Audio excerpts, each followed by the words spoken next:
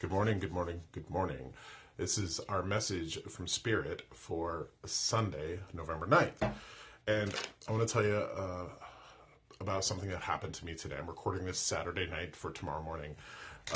Today I had a day of readings, day of sessions, and I interestingly had a couple of people who lost their people 4 years ago during the height of the pandemic.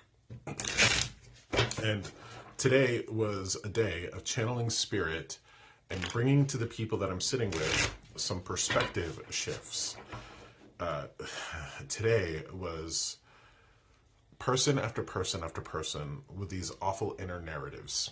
And as a medium, what happens to me is that spirit communicates through my mind. I'm getting pictures, images, stories, sensations, impressions, all of these things that come through.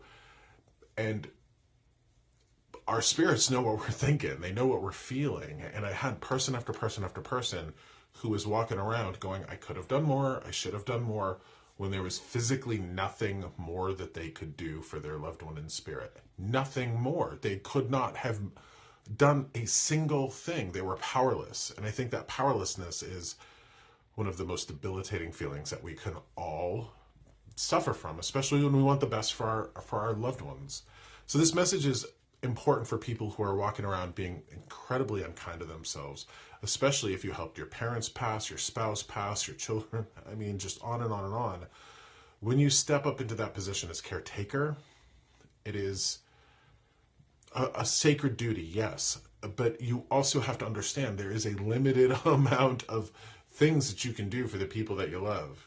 You know, I know that in an ideal world, we would save everybody that we care for from pain, death, trauma, sickness, all of that, but we are limited in our power to affect those variables in our equation. So be kind to yourself and make sure that you're telling yourself the truth, and make sure that you're being rational, because sometimes that grief and sometimes, you know, being over emotional can make us not have a degree of sense.